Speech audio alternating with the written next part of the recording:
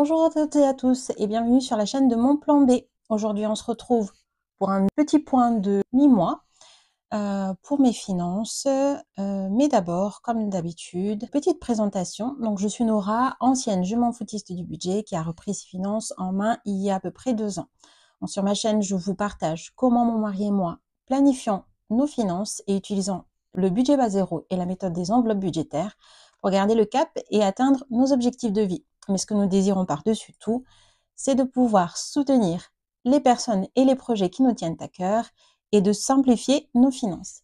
Si tout ça vous parle, rejoignez-nous et abonnez-vous.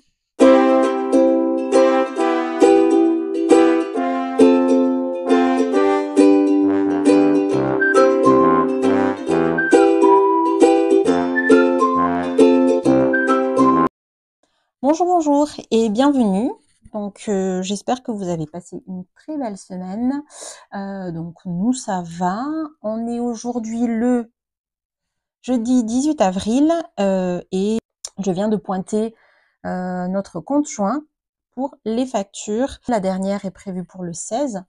Donc je viens de faire ça. Et alors au début, la semaine dernière, je vous avais dit que j'allais vous faire le budget prévisionnel pour l'année, en fait, pour vous montrer exactement pourquoi on épargne. Mais j'ai vu Leïla de premier mois budget, donc qui a fait son pointage du mois, et je trouvais que c'était une excellente idée, étant donné que je devais faire le mien, donc je vous le filme. Voilà. Alors, cette vidéo va se faire en normalement 2 parties. En fait, je vais vous expliquer quand même. Donc là, ce que je pointe à la moitié du mois, ce sont nos factures, toutes nos charges fixes. Comme je vous dis, normalement, elles doivent être passées à ces dates-là. Mais d'abord, dans un premier temps, en fait, ce que je voudrais faire, c'est vous expliquer comment nous, on s'organise par rapport à nos comptes. Parce que comme je vous ai dit, je pense plusieurs fois, on a plusieurs comptes. Donc, je vais quand même vous montrer un petit peu ça. Et puis, ça fait partie aussi des bases de notre organisation. Donc, j'ai plein de choses à vous dire, mais je trouve pas le temps. En fait, je peux vous filmer que le jeudi. Parce qu'après, en fait, c'est le seul jour où je suis toute seule à la maison. Après, comme je vous dis, nous, on est dans un studio. Donc, c'est quand même assez difficile quand il y a... je peux pas empêcher mon mari de bouger ou de faire quoi que ce soit pendant une demi-heure, 3/4 d'heure, 1 heure. Donc, que le jeudi, et aujourd'hui, on va essayer de faire ça assez rapidement, d'accord? J'ai quand même préparé un petit peu. Et puis, dans un deuxième temps, donc on va pointer les charges fixes. Et si on a du temps, on passera en revue où on en est pour les enveloppes. A priori, enfin, je vais déjà faire mon prévisionnel le mois prochain, donc, enfin, la semaine prochaine.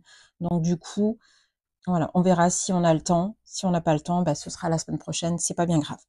Voilà, donc on va commencer. Alors, donc, je vais enlever déjà tout ça, ce sera pour tout à l'heure. Oups, pardon, je vous embête.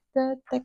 Alors, est-ce que vous voyez? Alors, j'ai déjà préparé un petit peu pour pas, que ce soit trop long. Ce que je vais vous présenter, c'est la multibancarisation. Alors, Angélique, je pense, de Mon Budget Cocooning, a fait une vidéo qui portait ce nom. Et en fait, c'est vraiment chez elle que j'ai découvert ce terme-là. Je ne connaissais pas du tout.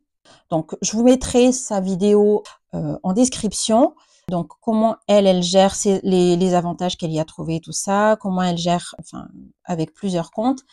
Voilà, moi, je vous explique comment moi je fais et quelles ont été mes motivations. Le terme multibancarisation, c'est vraiment gérer son argent avec plusieurs comptes bancaires. Donc, nous, première chose, on a 4 comptes courants. Je vous ai déjà expliqué que moi, le virtuel, c'est très abstrait. Voilà. Le fait est que je ne suis pas la seule à gérer, enfin à utiliser l'argent. Si ça ne tenait qu'à moi, je ferais tout en cash. Le problème, c'est que mon mari n'est pas cash du tout. Donc, il a fallu que je trouve un autre moyen, en fait, pour compartimenter, pour vraiment organiser nos comptes, parce que, bon, on prend toutes les décisions ensemble, on fait le budget ensemble, on établit les objectifs, le prévisionnel ensemble et tout ça, mais après, c'est moi qui gère au quotidien. Donc, il fallait que pour moi, ça reste quand même gérable, logique, voilà, et bien compartimenté. Donc, on va avoir 4 comptes bancaires, sachant que je me suis basée sur une vidéo. Alors, ce qui m'a vraiment inspirée, en fait, c'est une experte en finance qui s'appelle Jordan Page, une américaine. Je vous mettrai son YouTube, enfin la vidéo qui m'a inspirée en description. Donc, pour elle, il faut avoir minimum 7 comptes. Moi, j'en ai pas 7, hein. Enfin, j'en ai 4 comme ça. Et puis après, on a des livrets. Donc, c'est vrai que bon, ça fait pas mal aussi, mais c'est vraiment pour compartimenter. Donc, je vous mettrai la vidéo qui m'a inspirée et vous avez aussi en français quelque chose qui est équivalent qui s'appelle la méthode des 5 comptes. Je vous mettrai aussi cette vidéo en description. Donc, voilà, pour que vous puissiez vous faire une idée. Donc, parce que je sais que pour certaines personnes, ça peut paraître beaucoup d'avoir plusieurs comptes. Mais c'est ce que moi j'ai trouvé de plus pratique pour notre type de gestion.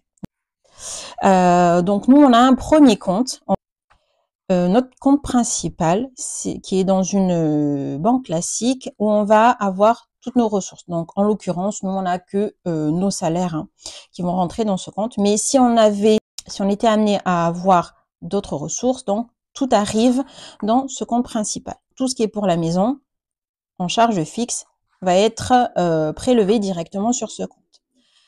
Donc, je fais mes petits calculs et alors, le montant des charges fixes, hein, plus, comme je vous ai dit, moi, je veux avoir un roulement, en fait, et à terme, un montant qui équivaut à 1 mois de charges fixes. Cette somme-là va rester sur le compte.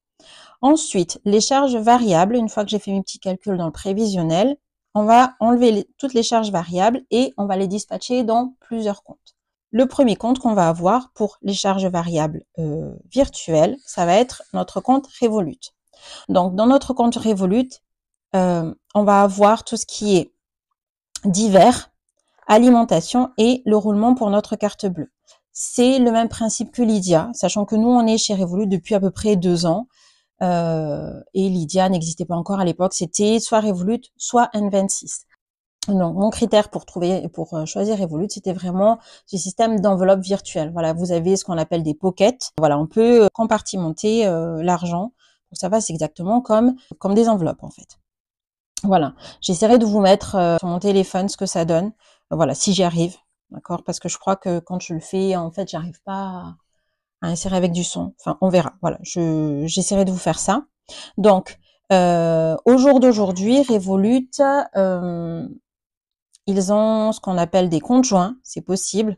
Nous, à l'époque, ça n'existait pas. Donc, ce qu'on a fait, on a une carte pour l'alimentation. Voilà. Un compte rien que pour l'alimentation, un compte pour le divers, et après, tout ce qui est tout le reste, c'est-à-dire le roulement pour les cartes CB quand on fait des achats sur Internet, ainsi que toutes nos enveloppes, annuelles. Donc voilà, c'est-à-dire, hop, les cadeaux, concerts, Toulouse et anniversaire. Alors anniversaire, c'est une épargne. Si vous avez suivi mon raisonnement dans les vidéos précédentes, c'est une épargne, mais c'est une épargne qui bouge constamment. C'est pour ça que je l'ai mis sous forme accessible. En fait, toutes nos autres épargnes sont dans un livret. Là, c'est ici en fait parce que ça m'embête de pointer tout le temps, de traquer, de pointer en fait des enveloppes qui bougent constamment. Voilà. Donc c'est pour ça que donc divers, alimentation, roulement, carte bleue, cadeaux, concert, Toulouse et anniversaire et fête de famille. Donc c'est sous forme de pocket chez Revolut. À tous les autres comptes qui ne sont pas notre compte bancaire classique, le premier critère, c'était bien sûr que ce soit gratuit. Parce que déjà, on paye une cotisation ici. Je voulais pas qu'on paye des frais supplémentaires, en fait, pour d'autres comptes, en fait. Donc, pour ce compte-là, donc, bien sûr, c'était gratuit. Il fallait que ce soit compartimenté. Ça, c'était très important pour moi. Qui est également une carte bloquée, c'est-à-dire que le découvert soit impossible sur cette carte-là. Et que on puisse créer des numéros de carte en fait uniques. C'est le cas de Revolut. Donc ça, c'est vraiment ce qui m'a fait me décider parce que j'hésitais donc avec Bourso, j'hésitais avec d'autres banques, mais voilà, Revolut, on peut le faire. Donc quand on fait des achats sur Internet, je préfère que ce soit avec un numéro de carte unique, voilà, qui ne peut être utilisé que pour un seul usage. Donc ça, c'est vraiment ce qui a fait pencher la balance. Voilà. Ensuite, donc, toutes nos charges variables vont passer, pardon, sur Revolut, sauf l'enveloppe santé. Alors, l'enveloppe santé, on va la voir chez Hello Bank. Alors, donc pourquoi Hello Bank? Pour la santé. Donc là, nos critères, c'était qu'il fallait que ce soit pratique pour tout ce qui est remboursement. Donc notamment, si on a des remboursements par chèque, alors avant, j'avais beaucoup de remboursements par chèque. Là, j'ai changé, j'ai mis le remboursement par virement en place, mais c'était pas le cas. Et donc, ce qui m'embêtait, c'est que j'étais obligée de faire le dépôt du chèque sur notre compte principal et après de faire le virement, etc. Donc, moi, plus il y a de transactions, en fait, qui passent sur le compte, plus ça me perd. Donc, je voulais vraiment que ça arrive sur Hello Bank. Donc, c'est une filiale, je crois qu'on l'appelle comme, on dit ça comme ça, de la BNP. Donc, moi, vraiment, de toutes les banques qu'on a, c'est ma préférée. Voilà. Si j'avais un compte perso, probablement que ce serait Hello Bank. Mais voilà, je trouve ça super pratique. Et on peut faire un dépôt en espèces, dépôt de chèques, voilà, sur cette banque-là. Super pratique. Donc, c'est ce qui nous a décidé à passer dans cette banque-là. Par contre, il y a un petit bémol. Pour que la carte soit gratuite, il faut faire un paiement ou un retrait par mois. Voilà. Donc, je me suis fait avoir le mois dernier. J'ai oublié, malgré la relance. Ils vous font une relance vers le 20 par là. Et malgré ça, malheureusement, j'ai zappé en fait. Et j'ai été facturée de 3 euros. Bon, tant pis, ça m'apprendra. Voilà. Et toute dernière chose, hop, on a un troisième, donc, enfin un quatrième, pardon, c'est Boursobank. Donc, c'est pour mon mari. Lui, il a son compte chez Bourso. Et ce qui nous intéressait là, chez Boursorama, donc on peut pas avoir de livret sans avoir de compte courant dans la banque. Enfin, en tout cas, dans cette banque-là, c'était pas possible. Et moi, ce qui m'intéressait chez Bourso, c'était au niveau des voyages. Donc, si je paye avec cette carte-là, j'ai une assurance voyage. Accessoirement, c'est le compte de monsieur. Et après, voilà, quand on a des paiements à faire pour nos voyages, donc on fait juste le transfert. Avant, comment ça s'appelle? Ces sous-là, enfin, cette épargne-là était dans notre compte principal, mais c'était pas du tout pratique. En fait, je faisais tout le temps les virements pour aller dans la carte dans le compte de monsieur. C'était pas instantané, tout ça. Ou si je faisais instantané, c'était facturé. Donc voilà, c'était pas du tout intéressant. Enfin, pas du tout, pratique. Donc j'ai ouvert un livret, un LDDS. Je crois que ça s'appelle. Oui, c'est ça. Relié au compte de monsieur. Et comme ça, voilà, dès que j'ai un paiement à faire, je fais juste le transfert en 5 secondes, c'est fait. Et on peut bénéficier de la carte, enfin de l'assurance voyage. Voilà, donc là, c'était juste pour vous donner un petit aperçu et puis vous dire quels ont été les critères de sélection, voilà, de nos différentes banques. Voilà, donc aujourd'hui, mi-mois, on est le 18, je viens de faire le pointage de nos factures, du coup, parce que je n'ai que les factures à pointer sur ce compte-là, et ça me va très bien, parce que plus il y a de mouvements, comme je vous dis, plus je me perds. On va regarder ça ensemble. Alors, donc j'ai repris notre budget mensuel, et ce que je fais dans mon mois, c'est que j'essaie de découper, parce que mon problème à moi, au début, c'était vraiment de pointer. Donc, de traquer, en fait, trop de mouvements sur le compte. C'était trop embêtant, source d'erreur, et c'était vraiment très très long. Donc, du coup, vous avez vu, début du mois, rappelez-vous, dans ma routine jour de paie, je me suis alignée, en fait, en fonction des revenus réels, en fait, touchés. J'ai de suite rééquilibré au niveau des épargnes, c'est-à-dire tout excédent, je l'ai mis direct en épargne. Donc là, le surplus ici, voilà, il a déjà été réparti. Donc ça, c'est checké. Là maintenant, au milieu de mois, une fois que toutes les factures sont passées, je pointe et je vois s'il y a un écart en fait sur les dépenses fixes. Donc vous voyez, il n'y a pas grand-chose. Hein. Franchement, il n'y a pas grand-chose. Voilà, donc sachant que j'ai regardé tout à l'heure, j'ai commencé à regarder. Alors, donc pour notre loyer, on a eu, en fait, on a eu un trop perçu. Je sais pas si vous voyez bien. Voilà.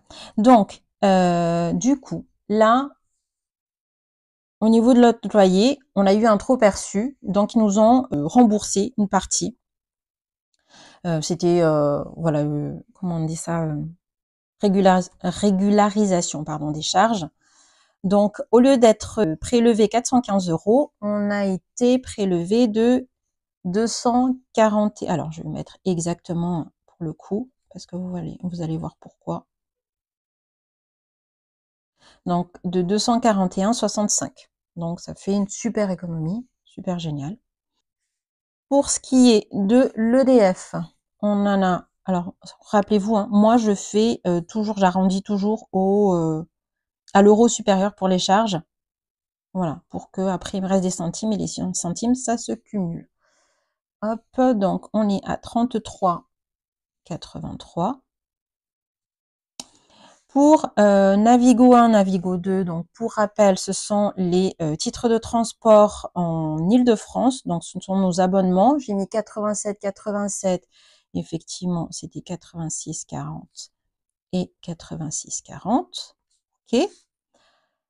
Cotisation du conjoint, donc j'ai arrondi à 8 €, c'était 7,20 €. Pas de surprise. Ça bien. La mutuelle de mon mari, c'était 31 €. Effectivement, 30,30 €. Les téléphones, donc la bonne surprise, j'ai mis 7, non, j'ai budgétisé 7 et 7. Et en fait, on a payé, bon, 5,99, c'est-à-dire 1 € de moins chacun, parce qu'ils se sont trompés le mois d'avant, en fait. Ils nous ont prélevé 1 € en plus le mois dernier. Donc, j'ai fait réclamation. Et là, ce mois-ci, ils ont régularisé. On a donc 1 € de moins par abonnement. Donc, ça nous fait, tac, 10,98. 11, pardon, 98. OK. Et Free, donc, on est à 39,99. Donc, on voit bien que à chaque fois, c'est bon, il n'y a pas eu de surprise. Mais comme je vous dis, moi, les centimes, en fait, je m'en sers, bah, c'est comme Plum ou quoi, ça me sert d'arrondi. Voilà.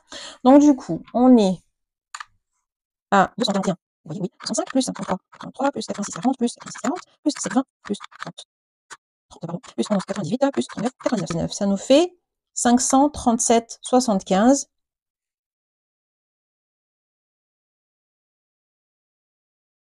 au lieu de 716, c'est-à-dire que on a plus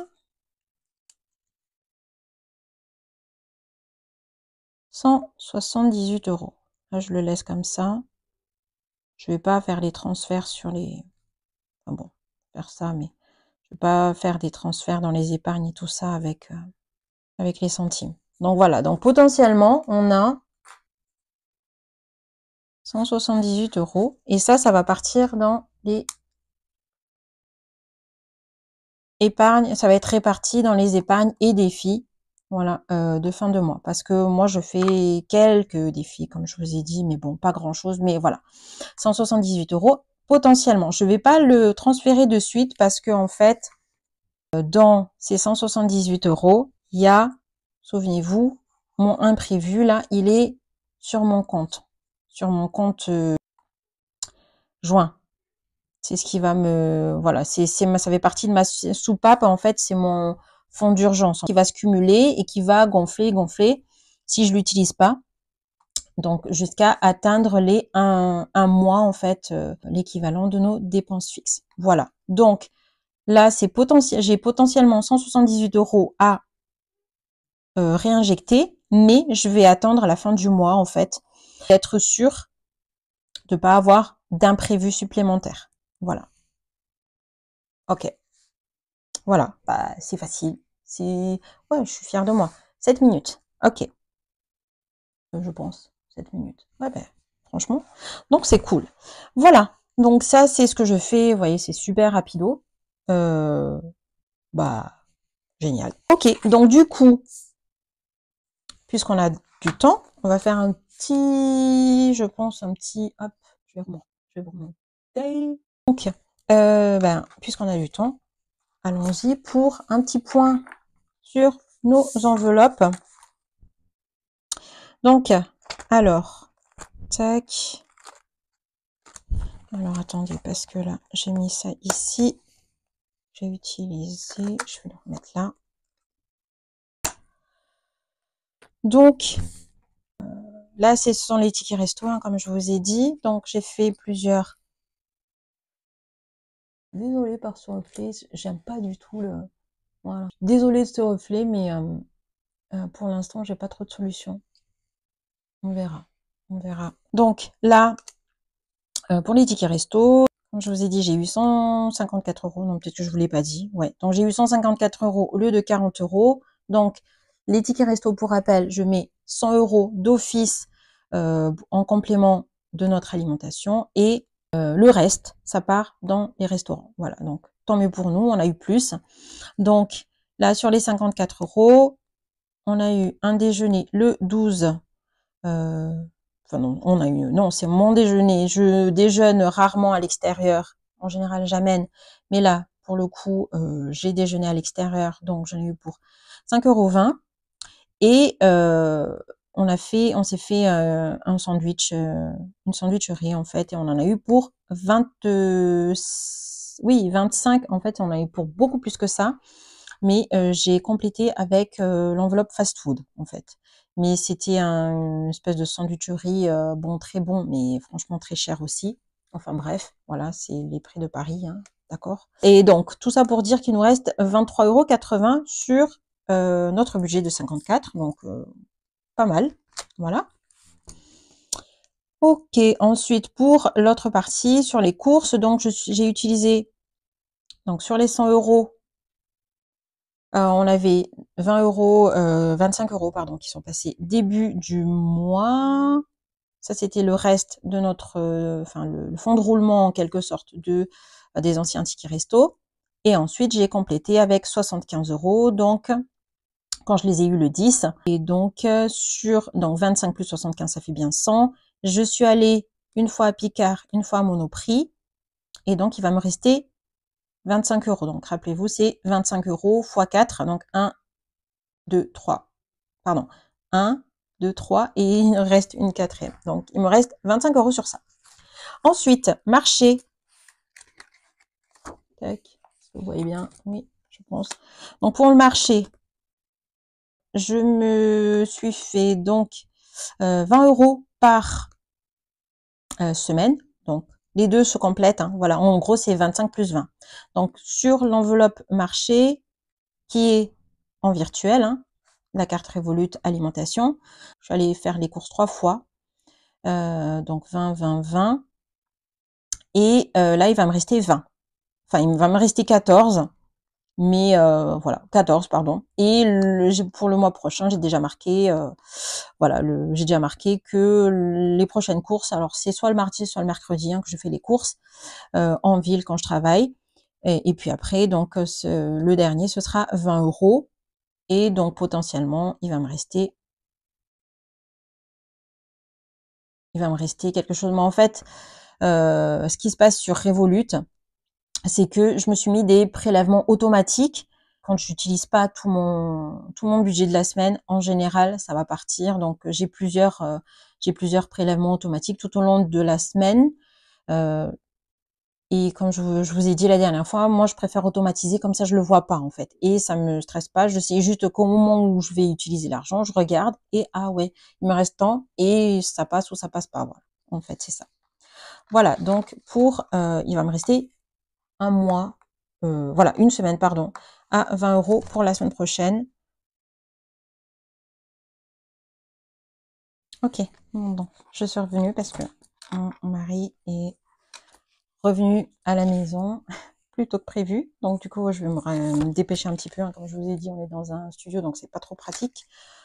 Ensuite, donc au niveau de mes plaisirs, bah, il y avait toujours mon 20 euros, enfin que j'avais utilisé. Il me reste 10 euros, hein. Comme je vous dis, c'est 10 euros à peu près tous les 10. J'avais pris mes 20 euros, mais donc hop, d'ici 2 jours, on verra si j'en ai besoin. Je les utiliserai, sinon on les gardera en épargne, enfin on gardera dans l'enveloppe. Au niveau de la maison, j'ai des achats à faire, mais tac, mes 20 euros sont toujours là. Voilà, mais j'ai des petits achats à faire en fait pour nettoyer mon canapé en cuir des produits. Donc voilà, les 20 euros. Hop, au niveau du fast-food, comme je vous ai dit, fast-food, je les ai utilisés quand on a fait notre sandwicherie. Voilà, donc ils y sont plus. Et le 20, je mettrai 10 euros s'il en reste, hein, dans sortie loisir, sortie resto plutôt, pardon. Hop, et la santé. Donc là, je crois que ça a bougé. Pour celui-là, il va me rester, donc, normalement 11,60 €. J'ai acheté du dentifrice. Du dentifrice et des brossettes pour les dents. En fait, pour moi, c'est santé et hygiène, hein. C'est combiné, les deux. Pour ce qui est de mon portefeuille, mais les pièces, en fait, je mets tout le temps dans le compartiment à monnaie et je ne garde que hop, que les, que les billets dans l'enveloppe. Voilà, donc ça, c'est pour le porte-monnaie. Enfin, pour le portefeuille, j'enlève ça, on n'a plus besoin. Hop. Donc là, je pensais avoir besoin de l'enveloppe maison, mais finalement, non, j'en ai pas eu besoin. Donc, hop, on va aller directement dans les enveloppes. Attendez, ça, je vais le mettre là. Donc, ça, c'est l'enveloppe annuelle. Donc, ça va être maison, c'est la première. Je la remettrai tout à l'heure. Voilà. Donc, pour alimentation, là, on est à peu près bon. Je pense qu'on a tout terminé, hein, mais comme je vous dis, normalement, l'alimentation, les 200 euros, ce budget-là, c'est vraiment pour les courses début de mois. Donc là, on est allé plusieurs fois à l'épicerie asiatique, pardon. Donc, début du mois et vers le 9 avril. Alors, j'ai une épargne sac de riz parce que nous, on achète les gros sacs de riz. Donc, il y a une épargne qui est directement, enfin, une pocket directement dans Revolut qui s'appelle sac de riz. Donc, on met 10 euros tous les mois. Et après, quand on a besoin, ça se cumule. On a acheté des fruits et légumes, début de mois aussi, 22 euros. Du café, on va chez un torréfacteur, en fait, qui est dans notre ville, un petit torréfacteur. Oui, c'est ça. Donc voilà. Et puis on est allé chez Picard. Voilà, on est allé chez Picard. Et puis donc en fait, les défis, j'ai calculé avant de faire la vidéo. Il y a déjà des défis automatiques, hein, entre les petits centimes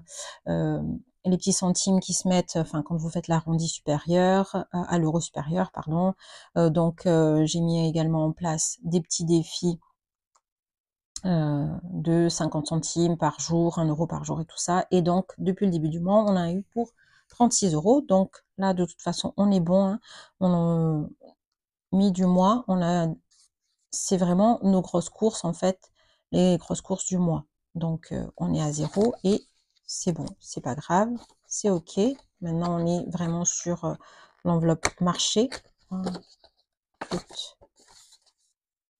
Voilà. Ensuite, pour sortir resto, je crois que on a quoi là-dedans? Donc il nous reste 30 euros. Vous voyez la différence? Ouais, ça lui pas du tout en fait. Je préfère ça, mais je vais attendre la fin du mois pour voir comment ça s'efface.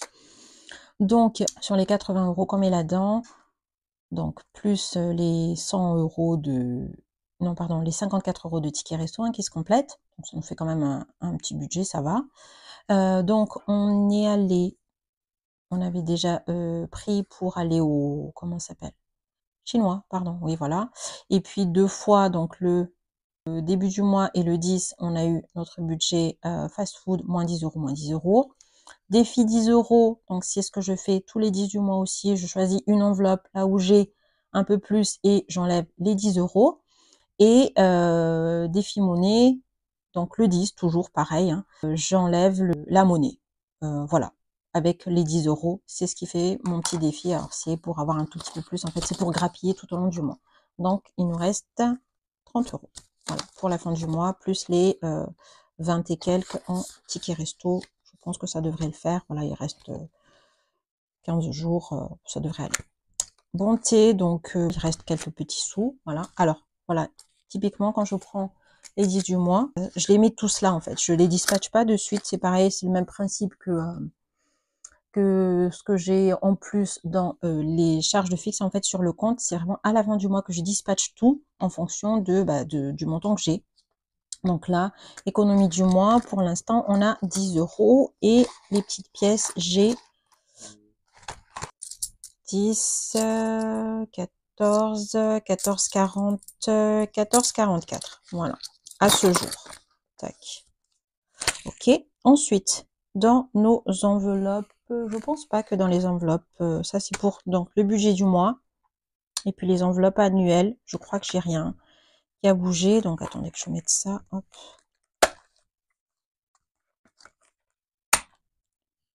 Maison et entretien. J'ai toujours mes 10 euros. Hop. J'espère que ça vous dérange pas que je mette un billet comme ça parce que franchement, je suis pas trop au point. Oh, pardon, je vous fais bouger. Donc 10 euros, ils sont toujours là. Recevoir 50 euros, ils sont toujours là. Comme je vous ai dit, hein, je les garde pour mettre un peu plus pour la fête des mères quand on va inviter ma belle-mère quelque part. Je sais pas encore ce qu'on va faire, mais donc les 50 euros sont toujours là. La santé, on a donc dans le Hello Bank, hein, on a 234 euros hop, qui n'ont pas été touchés. Et cadeau et événements, on n'a rien fait non plus. On a 51 euros. On n'a pas eu de cadeau à faire. Voilà. Pour ce mois-ci. Et enfin, concert et spectacle non plus. Rien touché. Les 61 euros sont toujours là.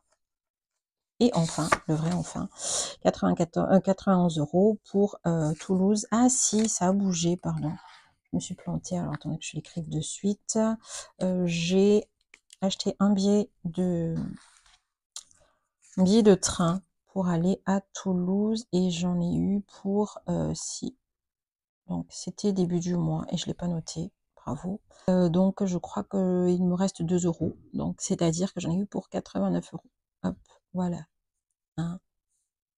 C'est quand même très cher. Mais bon, tant pis. C'est comme ça, c'est fait pour ça. Justement, c'est pour ça qu'on provisionne. Pour pouvoir les sortir. Si c'est important pour nous, on le fait. Voilà, donc il me reste 2 euros. Bah écoutez, je vais pas aller très loin. Je pense que c'est 2 euros. Non, ouais, c'est ça. 2 euros, effectivement. Voilà. Et puis après, le reste, rien n'a bougé de mémoire. Ouais, rien n'a bougé pour ça, sachant que on a un anniversaire à la fin du mois. Et donc on va directement envoyer des sous. C'est déjà provisionné. Hein. Pour cadeaux aussi, j'ai des cadeaux que je dois faire. Je pense que ce sera fin de cette semaine.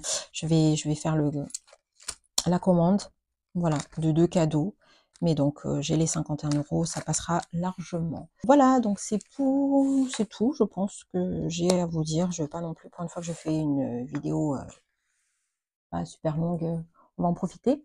Voilà, sinon j'espère que pour vous tout se passe bien au niveau de vos finances, que vous arrivez à garder le cap.